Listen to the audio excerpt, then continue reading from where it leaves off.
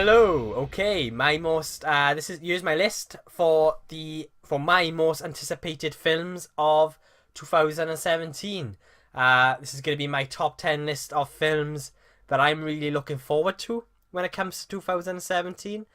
Films that I'm really excited for, but most of all, films that I'm hoping are really well made and are very good. Uh, so yeah, these might not necessarily be films that are, gonna be great. Um, it could be, they might end up being some of the biggest disappointments of next year for myself. But these are the films at the moment that I am most looking forward to, and obviously with number one being, the one that I'm looking forward to the most and the most excited, and the one that I'm the most excited for. So yeah, we'll start off with number 10.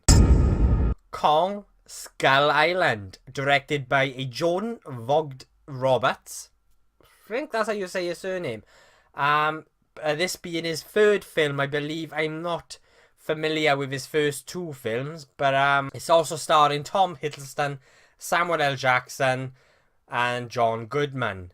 And yeah, I'm really looking forward to this film. From what I've seen of the trailers so far, it has a sort of kind of 50s B-movie monster feel about it, especially with the music, especially with the first trailer and that music. I really like that first trailer, and it does have that sort of B-movie monster feel about it, which I really like. I mean, King Kong is a character that I've grown up watching as a kid, and going from the black and white film to the remake, I believe, which was in the late 70s. Correct me if I'm wrong, but I think the remake was in the 70s. And I absolutely I adored Peter Jackson's version of King Kong. That is personally one of my favourite films. I mean, I absolutely love Peter Jackson's King Kong back from 2005. And so when they announced Kong Skull Island, I was a little bit defensive because of that film, because I loved that film so much. I was kind of like, it's going to be nowhere near as good as 2005's King Kong, but by looking at the trailers, they're not going down that sort of classic traditional route, which was, at the end of the day, King Kong was a love story, and by the looks of things, they have thrown that aspect completely out, and it's going to be a straight up sort of action monster brawl, and that's what it looks like anyway. And so I'm kind of glad they've gone in a completely different direction. And so, yeah, it looks really exciting. And Kong Skull Island is in at number 10. Logan. I am really excited for Logan. And first off, I can't imagine anyone else playing this character. I think Hugh Jackman as Wolverine was perfect casting right back from 1999. I mean, I've loved his performance as, his portrayal as his character in all of the X-Men films. Probably one of the best things about X-Men Origins Wolverine, because that was quite a bad film. But when we had the Wolverine, which was the sort of the second installment in this sort of the Origin spin-off series, the Wolverine blew me away. And again, it was directed by James Mangold, who's also directing Logan, which was great news to hear, because the Wolverine was a really well done film, and it was mainly for the first two parts, the first two acts. It was quite different. It wasn't your typical sort of average superhero film, and it went into different sort of territory. When it got into the third act, it started playing the game a little bit safe again. But it was overall a really good film. So I am really looking forward to see what James Mangold brings again to this character with Logan. And the trailer, I've only recently seen the trailer. It looks really exciting. It looks really good. And it also looks like it could be quite emotional as well, which I like. That's one thing I could say that really jumped out at me when I watched the trailer was, very emotional. And apart from what I read, I'm not sure if this is right, I read it somewhere, but apparently Hugh Jackman has announced that this could be his last time playing this character. I'm not sure if that's actually true. I'm sure I read that somewhere. If it is, let me know below. But yeah, Logan is in at number 9. John Wick Chapter 2. I absolutely loved the first film. I thought the first one was a very well made action movie. I mean, when it came to the action scenes, they were very well choreographed and very well shot. I mean, it was a very, very well made action film. Simple plot, but it was all those aspects. I mean, it was the way the film was crafted. The film was crafted so well. The film was, choreographed so well when it came to the action scenes. John Wick Chapter 2 is directed by the same guy that brought us the first film, Chad Stahelski. And so that's promising. At least even more personally, did I really want to see a sequel to John Wick? I don't know, because I think John Wick I don't think at the time John Wick didn't really need a sequel. But I mean, they might end up pulling it off. They might end up bringing us another really good film. So yeah, John Wick Chapter 2 is in at number 8. War for the Planet of the Apes, directed again by Matt Reeves, who brought us Dawn of the Planet of the Apes, the second film in this series, or in this, is it a reboot series? I'm actually a bit lost. I'm not sure if the series is actually connected to the old films. Let me know below in the comments. But anyway, I mean, I loved Rise of the Planet of the Apes. I thought that was a very well made film, and I really, really liked it. And then came along Dawn of the Planet of the Apes. Different director this time, but blew me away. It was a very well made sequel and a very well made film. It was so well crafted, and it really blew me away. And so I really got immersed into this world, I am really looking forward to War for the Planet of the Apes and what Matt Reeves is gonna bring with this third film. I'm not actually sure if this is gonna be the last. I'm sure I read somewhere there's going to be a fourth. In at the number 7 for my most anticipated films of 2017 is War for the Planet of the Apes. Beauty and the Beast, the live adaptation of what is one of my favourite Walt Disney animated films. And you know what? They better not mess it up. Yeah, I'm really looking forward to this. And it was, as a kid growing up, Beauty and the Beast. I mean, I watched that film so many times, I think I must have almost burnt the VHS out. Same goes for Lion King, another one of my favourite Walt Disney animated films, which they're also making into a live adaptation film. So again, do not mess that one up either. But yeah, Beauty and the Beast comes out next year.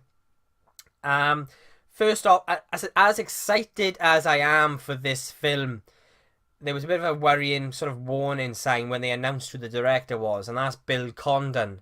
And the reason for that being was, when they announced it, I thought, hang on a minute now, that name rings a bell.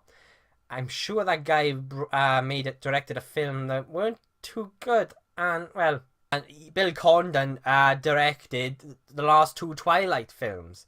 And for me personally, they weren't very good films. So I was like, oh, right.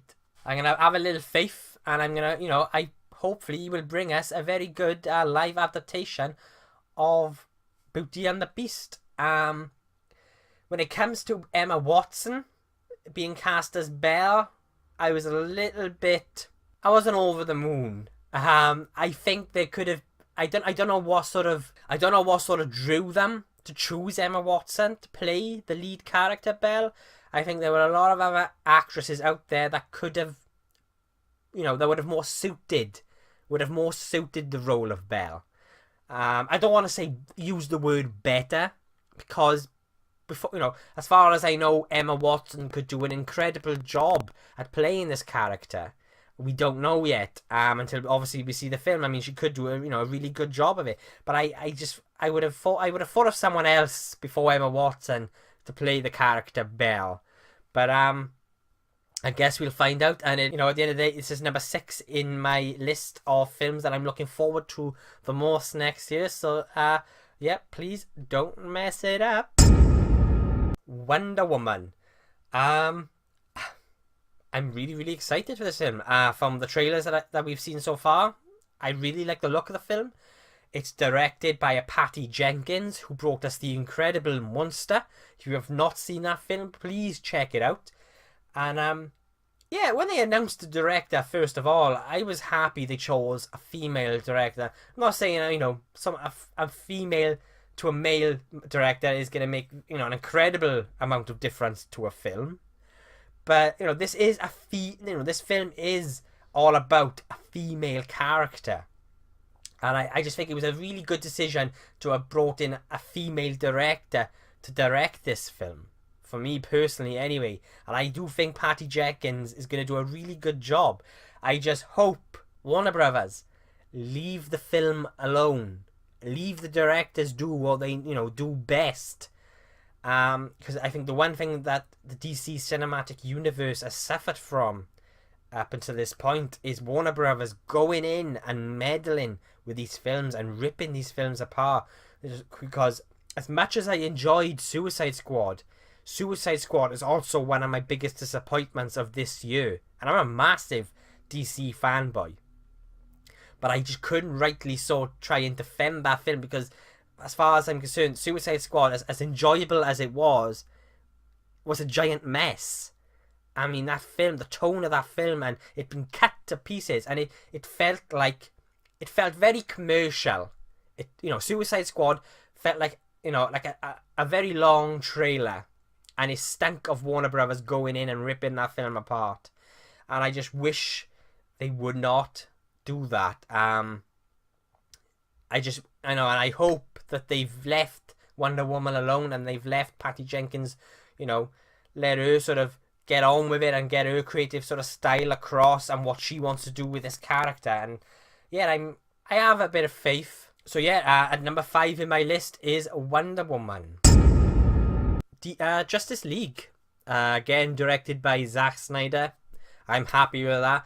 I'm actually quite a big fan of Zack Snyder and his style. I think I am really, really excited for this film. Batman v Superman and Suicide Squad has done nothing to sort of doubt that passion, that I have for these characters and, for the films. I do think Batman v Superman is underrated. Suicide Squad was a disappointment, as I just previously said. But I did actually, I did enjoy it. But it was a disappointment. But I'm still looking forward to Justice League. I mean, I really like what Zack Snyder did with Man of Steel. And I think that's another underrated film. I absolutely loved that film, Man of Steel. I loved what he tried to do with Batman v Superman. I think he struggled a little bit, but I do like what he tried to do with that film. That film is a lot more than what I think the casual viewer will take from it. I think Batman v Superman is quite a deep film and a much more complicated film. And I think he tried to do a bit too much with it. And but no, I really, really liked and I really, really enjoyed Batman v Superman, and I do think it's quite underrated. So I'm really looking forward to see what he brings to us when it comes to Justice League. And I really like the trailer as well, and you can see they were trying to add a bit of humour in the films. I mean, that's one of the biggest criticisms the films have had so far, and that is the lack of humour. It hasn't really bothered me. It hasn't really affected me when it comes to the humour or the lack of. And the one thing I am worried about is they don't try to Marvelize the DC Cinematic Universe, because these are two completely different beasts, the DC world and the Marvel world. And I do think, personally for me, the DC universe was always that little bit more dark and grounded and gritty and realistic to a point. And I think that's what Zack Snyder has really achieved in bringing with these films, is that sort of groundedness and that sort of grittiness and that realism. And I think Zack Snyder has actually done a really good job so far. I just hope they don't try Marvelizing it. So yeah, Justice League is in at number 4. Blade Runner 2049. The sequel to Blade Runner, which was directed by Ridley Scott back in the 80s. A film that I really, really like. I mean, I adore Blade Runner. So when they finally announced they were actually going ahead with the sequel, I was really, really excited. But what got me even more excited was when they announced the man that they were bringing in to direct this film, and that's Denis Villeneuve. I have trouble saying this man's surname. I think that's how you say his name. Villeneuve. He directed this year's Arrival. If you haven't seen it yet, please go and check it out. It's probably going to be in my top 10 films of 2016. I absolutely loved Arrival. And I really like Sicario as well, which he also directed. So yeah, I'm really, really excited for this sequel. And I love Denis Villeneuve's style of direction. I love the look of his films, and I think he was a fantastic choice to bring on board to direct Blade Runner 2049, and that is in at number 3 in my most anticipated films of 2017. And in at number 2 in my list, something I've realised in this list is there's a lot of sequels. But yeah, at number 2 in my list is Alien Covenant. It's a prequel as well as a sequel. It being a sequel to Prometheus. And yeah, I'm a massive, massive fanboy of the Alien films. I think I've got these films in about 4 or 5 different sort of versions. But yeah, I absolutely love the Alien films. I love the fact that Ridley Scott is back in there directing them. Even though Prometheus was more of a sort of kind of distant relative to the Alien films. And I really, really liked Prometheus, by the way. I mean, I think that's quite an underrated film. It's a very well-made film, and it took me... I had to see it quite a few times. It took me a few viewings to actually really, truly appreciate Prometheus. And when you finally detach it from the Alien franchise and think of it as being his sort of own film, it really does shine. I mean, Prometheus is a very good film, and I really liked what Ridley Scott did with that. But looking at the sequel, Alien Covenant, it seems to be going back more to the sort of alien sort of feel. I've heard a lot of words being thrown, like claustrophobic, and, you know, bring back that terror of the first film, and that really does excite me. And so yeah, I'm looking forward to seeing what Ridley Scott does with Alien Covenant. And I've got to mention this poster. I think I love this poster, which was recently released. The tagline, I think, is one of the best taglines on a poster this year, which is "Run." Very simple, but I absolutely love it. It kind of reminds me of the tagline from the first Alien film, which was "In space, no one can hear you scream." And but you know, obviously, "run" is just one word, but I love it. I really do love it, and it just reminds me of that first film for some reason. But yeah, the fact that they're trying to make this, you know, more like that first film, as in it being a bit more claustrophobic, and, you know, having that sort of fear, you know, that sense of fear and terror. Yeah, I am really pumped for Alien Covenant, and so yeah, Alien Covenant is in at number 2 in my most look forward to films for next year. And at number 1, you might be able to guess it. It's quite predictable, you could say, especially if I'm a big kind of geek.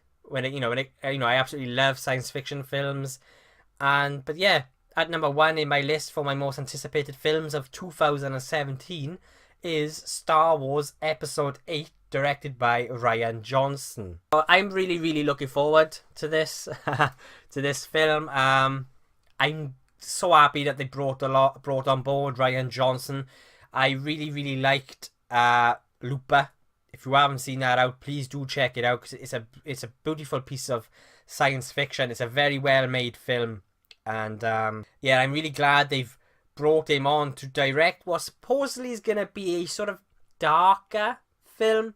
From what I'm getting across is, from what I can see, they're trying to follow this similar pattern that the original trilogy had. I think Rian Johnson was a great decision to make, you know, to bring on board to direct Episode 8, and I think he's going to I hope he's going to do a great job and bring us a really, really good Star Wars film. I mean, J.J. Abrams did it with The Force Awakens. I absolutely love that film. We've got Rogue One coming out now on the 15th, but I'm going to the midnight showing of that. So I'm really, really excited for that. And yeah, it's next year. I think the biggest highlight for me among all these other sort of big films. I mean, you've got the two DC Cinematic Universe films. You've got Kong. You've got War for the Planet of the Apes. Among all of those, Star Wars is the biggest highlight for me. I'm a massive Star Wars fanboy, in case you didn't already know. And hasn't really been released regarding Episode 8 as of yet. I think they're all focusing at the moment on just getting Rogue One out there, which I'm happy by, because I am really, really excited for Rogue One. Dare I say it, and I have said it, I'm actually a tad bit more excited for Rogue One than I was for Episode 7. But yeah, we got Episode 8 next year, and that is my most anticipated film of the year. I really, really can't wait. Unfortunately, it's December next year. It wasn't originally. I think it was March. I think that was the original date. If I'm wrong, let me know below, but it was definitely earlier. But they wanted to give the director and everyone else a bit more time to make the best film possible, and I totally agree with that. I'm glad they give them more time. The only disappointment is we've got to wait longer for it, but I'm sure it'll be worth the wait. So yeah, thank you guys for watching. That is my top 10 list of films that I'm looking forward to the most. What are you guys looking forward to the most next year? Let me know below. I would really, really like to know. And oh, that rhymed. And I really didn't intend to rhyme, but yeah.